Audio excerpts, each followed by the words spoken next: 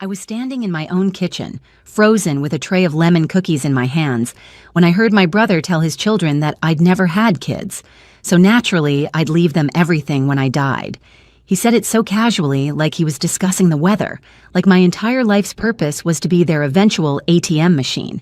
That was 3 months ago. Yesterday, those same nieces and nephews sat in my living room while my lawyer read them the news. The looks on their faces, I'll remember those forever. But I'm getting ahead of myself.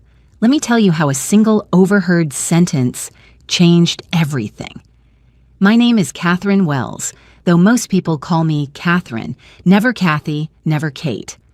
I'm 70 years old, and I've spent the better part of 5 decades building something most people only dream about. I'm not talking about just money, though yes, there's plenty of that. I'm talking about a life built brick by brick through decisions that were mine alone to make.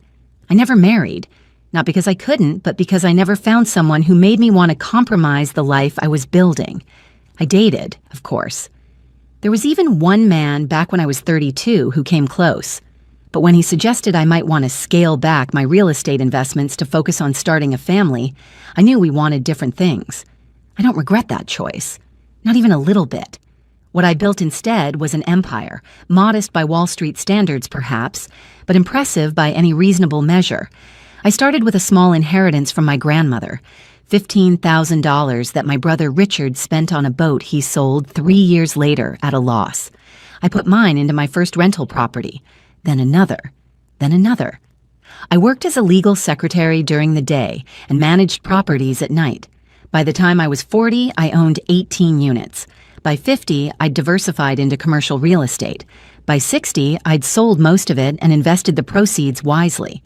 Today at 70, I'm what they call comfortable. My portfolio is worth just over $4 million.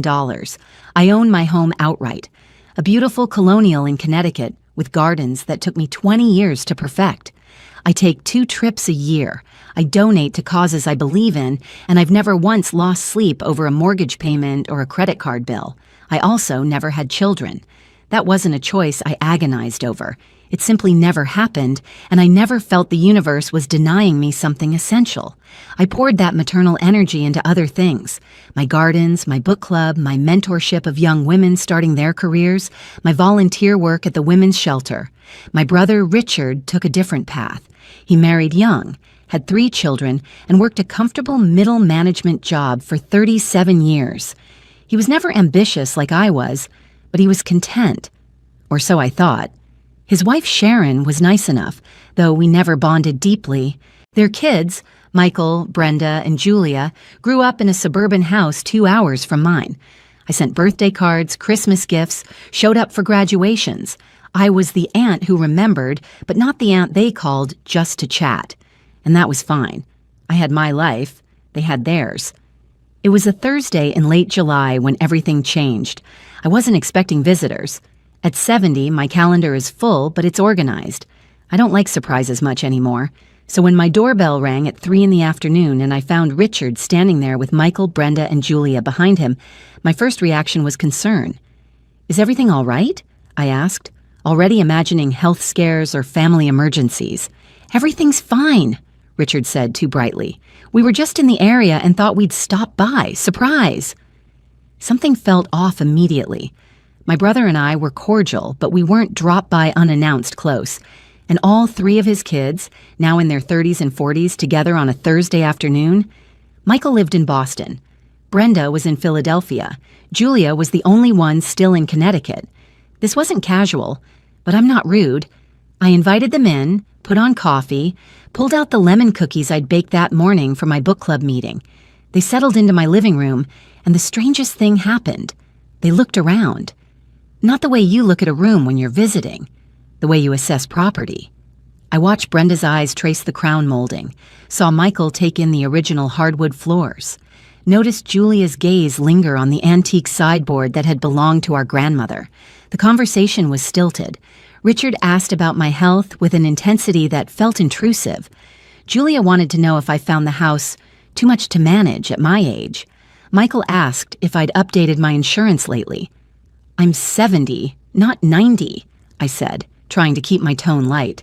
"I manage just fine." Of course, Richard said quickly. We just worry about you, all alone in this big house. That stung a little, though I didn't show it. I've never been lonely. Alone and lonely aren't the same thing, and I've spent my entire adult life trying to make people understand that distinction. After about 45 minutes of this awkward conversation, I excused myself to refill the cookie tray. My kitchen is separated from the living room by a doorway and a short hallway. They clearly didn't realize how well sound carries in these old houses. That's when I heard it. When do you think? Julia's voice, quiet but clear. Oh, hopefully not for years and years. That was Richard, but his tone was strange. Not sad or worried, calculating. But she's 70 now. These things happen. I just don't want there to be any complications. Michael, always the worrier. Has she said anything about her plans? She doesn't need to. Richard's voice grew more confident. Think about it. Auntie Catherine never had children, never married. We're her only family. It all comes to us naturally. The tray nearly slipped from my hands. I gripped the counter, my heart pounding so hard I could hear it in my ears. You really think it's that much? Brenda this time. The house alone is worth at least $800,000, probably more, Richard said. And she's got those investments. She's been careful her whole life. I'd estimate 3, maybe 4 million total. My God, Julia breathed the words. That's over $1 million each, even after taxes. Could be more if we sell everything quickly, Michael added. Real estate is still strong. The point is, Richard said, and I could hear the smile in his voice, Auntie Catherine never had children, so she'll leave us everything. It's just a matter of time. We just need to be patient and stay close. Visit more often. Make sure she remembers we care. Remembers we care. As if my memory were the thing in question. As if their sudden attention was motivated by love and not by appraisal. I stood in my kitchen, holding a plate of lemon cookies, and felt something inside me ice over. These weren't the words of people hoping an elderly relative would live a long, healthy life. These were the words of people waiting for an inheritance, counting money that was still mine, planning lives funded by my death. I took 3 deep breaths. Then I walked back into the living room with a smile that felt like it could crack my face. Here we are, I said brightly, setting down the cookies. Julia, you mentioned you needed to leave soon for an appointment? It was a lie, but Julia seized it gratefully. They'd gotten what they came for, a visual inventory of their future assets. Within 10 minutes, they were all standing on my porch, promising to visit again soon. Richard hugged me, and I felt nothing but cold certainty in my chest. Take care of yourself, sis, he said. We worry about you. I watched them drive away. Then I went inside, sat at my kitchen table, and let myself feel the full weight of what I'd heard. I didn't cry. That's not really my way. Instead, I did what I've always done when facing a problem. I analyzed it. Fact 1. My brother and his children saw me not as a person, but as an eventual payday. Fact 2. They'd clearly discussed this before. This wasn't idle speculation. They'd calculated values, discussed timing, used the word naturally, as if my entire estate was already theirs. Fact 3. The only relationship they wanted to maintain with me was one that secured their inheritance. I thought about all those birthday cards I'd sent, all those checks for graduations and weddings. I thought about the time I helped Richard with his mortgage when he was laid off for 6 months. I thought about the investment advice I'd given Michael when he started his first job. I'd thought we were family in the distant but functional way many families are. But I'd been wrong. I wasn't a person to them. I was a retirement plan. Here's what hurt most. The phrase, never had children, said like it was a character flaw. Like my childlessness was sad for me but convenient for them. Never mind that I'd built everything I had through my own effort. Never mind that I'd made choices that honored who I actually was instead of who society expected me to be. To them, my lack of children meant only one thing, more money for them. I sat at that kitchen table until the sun went down, and then I made a decision. If they were going to treat my life like something that existed only to eventually benefit them, I would show them exactly how wrong they were. That night, I barely slept. My mind was racing with possibilities, with anger, with something that felt almost like grief. But by morning, I knew what I was going to do. I'd spent my entire adult life making smart decisions. This would be another one. At 8 a.m. sharp, I called my lawyer, Dennis Morrison. We'd worked together for 23 years. He'd handled my property acquisitions, my will, my trusts.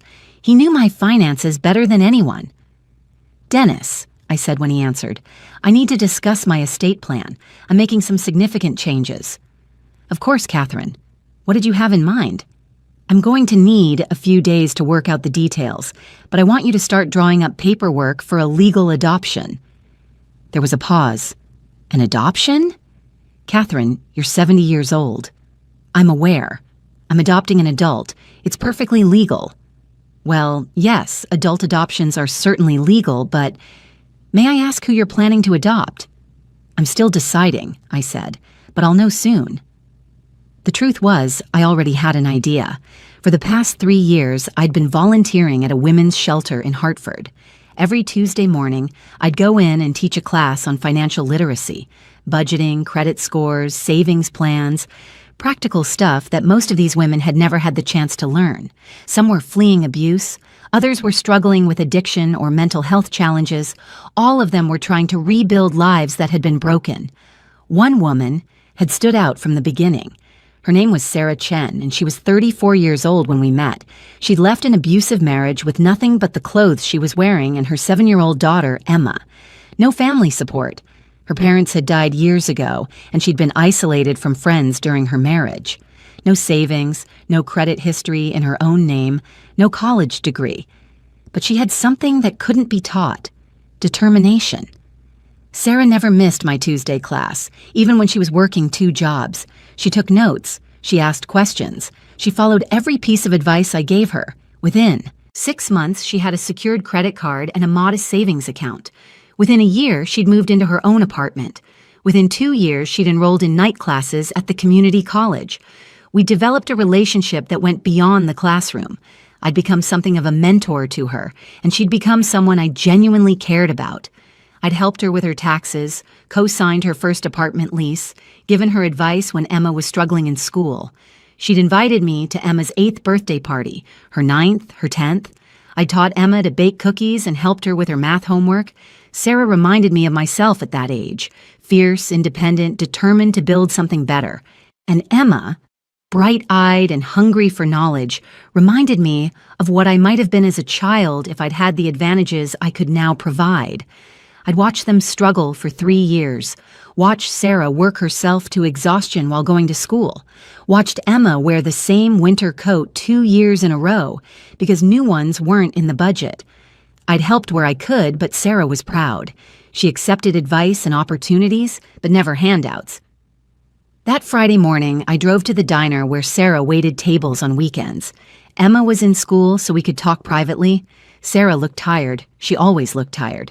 But she smiled when she saw me, that genuine smile that had first made me invest my time in her. "Catherine, what brings you here? Want some coffee?" "Actually, Sarah, I want to talk to you about something. Do you have a break coming up?" We sat in a booth in the back. I ordered coffee I didn't want. Sarah sat across from me, her hands wrapped around her mug, curious but not anxious. We'd built enough trust that she didn't assume the worst anymore. "Sarah, I'm going to tell you something, and I need you to hear me all the way through before you respond. Can you do that?" She nodded, her expression growing serious. "I want to legally adopt you and Emma as my family. I want to do this because over the past 3 years, you've become more important to me than people I'm related to by blood. I've watched you fight for a better life with more courage and grace than most people could manage. I've watched Emma grow into a remarkable little girl, and I've realized that family isn't always about who you're born to. Sometimes it's about who shows up, who cares, who makes the effort." Sarah's eyes had gone wide. Her mouth opened, but I kept going. "I'm 70 years old and comfortably wealthy. I have no children of my own, and I've recently learned that the family I do have sees me as nothing more than an eventual inheritance.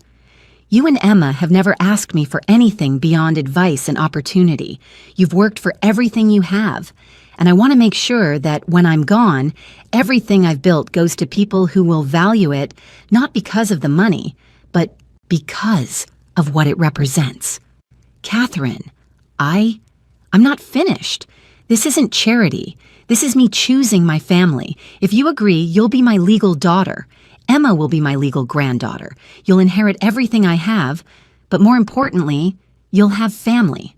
Real family. Someone who shows up for school plays and birthday parties and Tuesday dinners. Someone who cares whether Emma gets into a good college and whether you finish your degree. Someone who's in your corner not because they have to be, but because they want to be. Sarah was crying now, silent tears streaming down her face. I need you to think about it, I said gently. This is a huge decision. Talk to Emma. Take your time, but know that I'm serious, and I'm certain. Sarah wiped her eyes with the back of her hand. Can I respond now? I smiled. Yes. Catherine, you've already been family to us. You've already shown up for us in ways no one else ever has.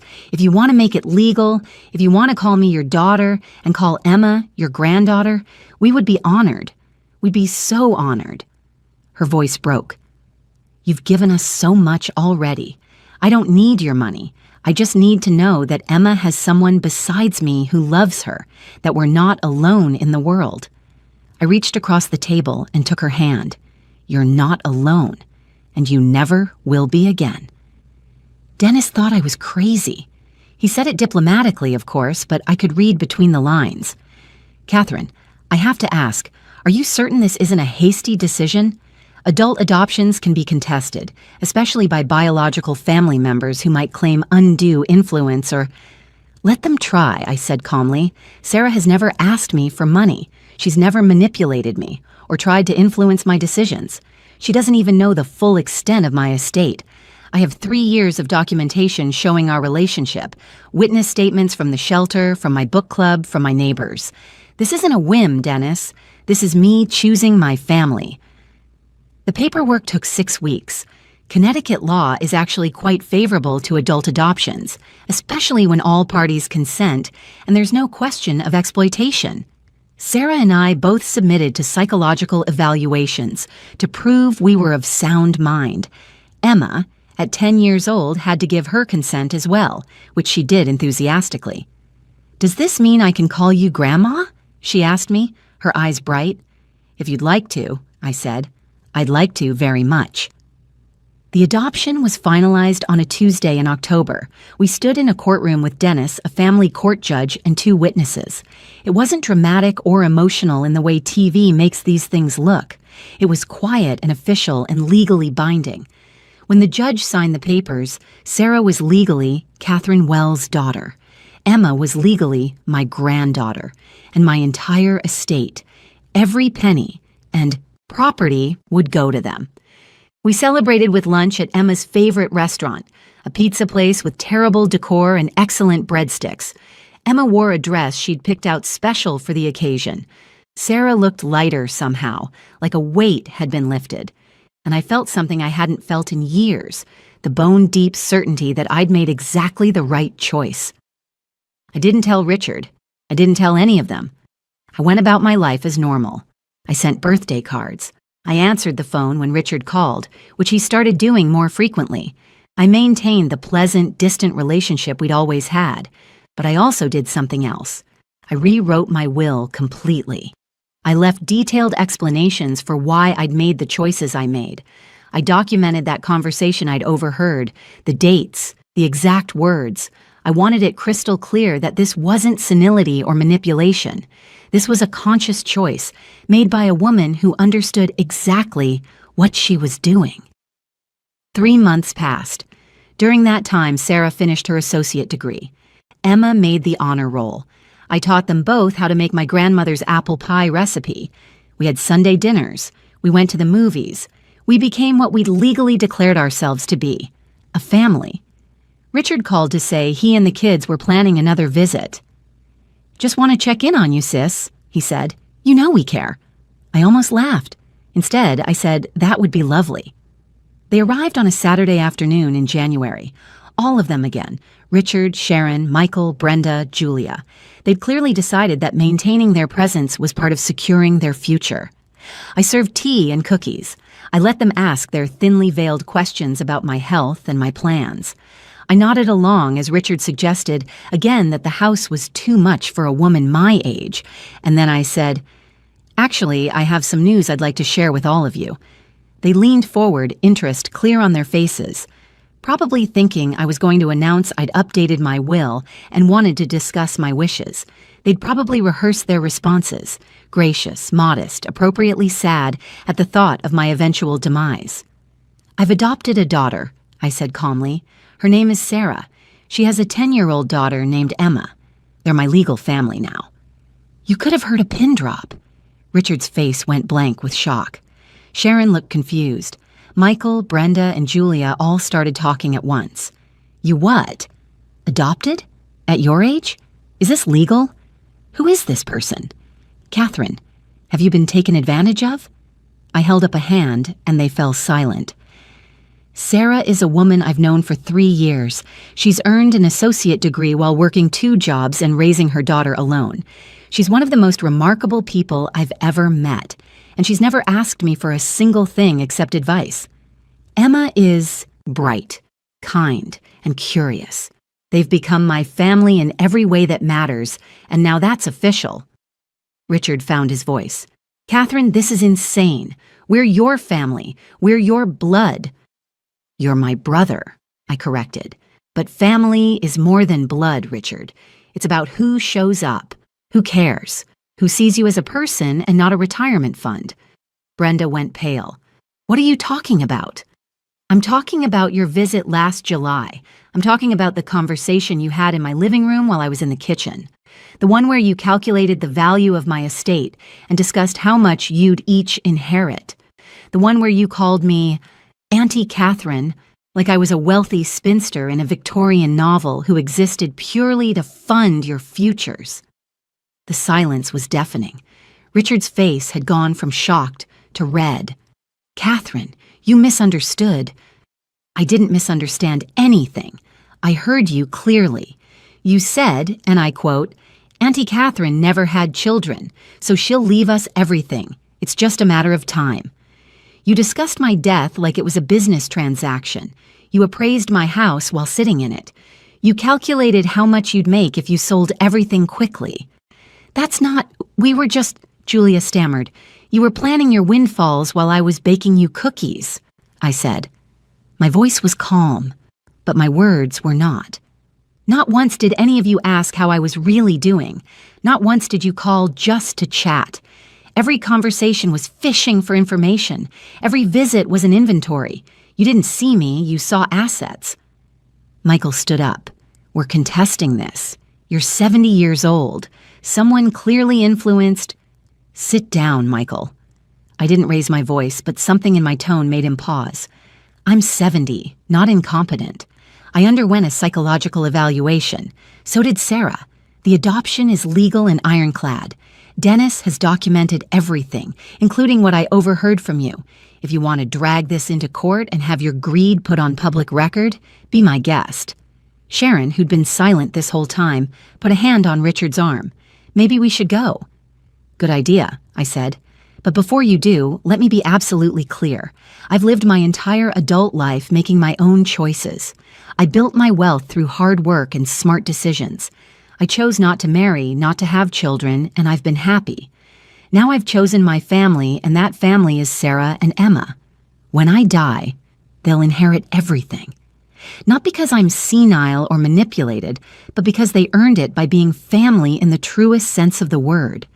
Richard stood up, his face still red. "You're making a mistake." "No, Richard. The mistake was thinking I owed you something for existing. The mistake was treating me like a placeholder for your inheritance. The mistake was forgetting that I'm a human being with feelings and ears and the ability to make my own choices." They left. They didn't say goodbye. They just walked out of my house and drove away. I sat in the silence for a moment. Then I called Sarah and asked if she and Emma wanted to come over for dinner. "That was 3 weeks ago." Richard has called twice, leaving voicemails that I haven't returned. Michael sent an email with the subject line, "Family Discussion," that I deleted without reading. Brenda and Julia haven't reached out at all. My lawyer says they might try to contest the adoption or the will, but he's confident they don't have grounds. I documented everything. I was thorough. And I have a whole community of witnesses who can attest to my relationship with Sarah and Emma, my sound mind, and the authenticity of our family bond. Last Sunday, Emma asked if she could plant tulip bulbs in my garden for spring. Sarah is studying for her final exams to complete her bachelor's degree.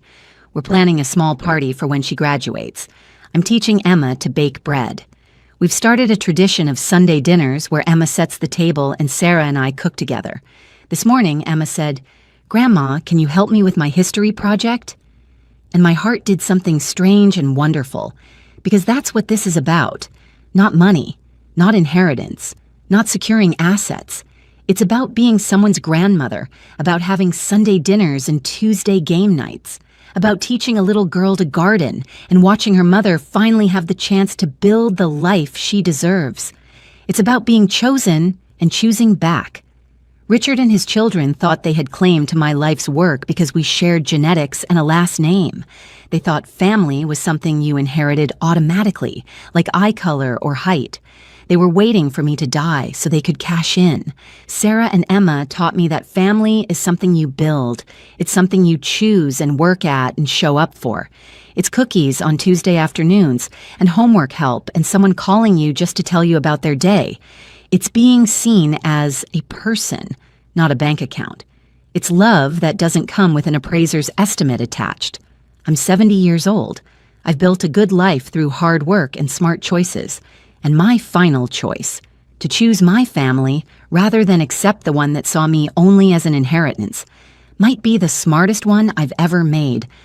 My brother told his kids I'd leave them everything because I never had children. He was half right. I never had children. But that doesn't mean I'll die without family. It just means I got to choose them. And I chose Sarah and Emma. I chose the people who saw me as Catherine, not as Auntie Catherine's estate. I chose the family that showed up. Last week, Emma brought home a school assignment. She had to draw a picture of her family. She drew 3 people, her mother, herself, and me. At the top, in careful 10-year-old handwriting, she wrote, "My family." I've had that picture framed. It sits on my mantle now next to the legal adoption papers. Some people might say I'm a bitter old woman who disinherited her family out of spite. Those people would be wrong. I'm a woman who spent 70 years learning that family is a choice, not an obligation. That love is measured in presence, not genetics. That the greatest gift I can give isn't money, it's showing up. Richard and his children are learning that lesson the hard way. But that's not my concern anymore. My concern is making sure Emma knows her times tables for her test on Friday. My concern is helping Sarah study for her economics final. My concern is planning our summer garden and teaching Emma how to make pie crust from scratch. Those are the concerns of a woman with family, real family, the kind you choose and the kind that chooses you back. And when my time comes, years from now, God willing, I'll leave this world knowing that everything I built will go to people who valued me for who I was, not what I had. To a daughter who made her own way despite every obstacle. To a granddaughter who calls me grandma and means it. That's not revenge. That's justice. That's love. That's family. That's everything.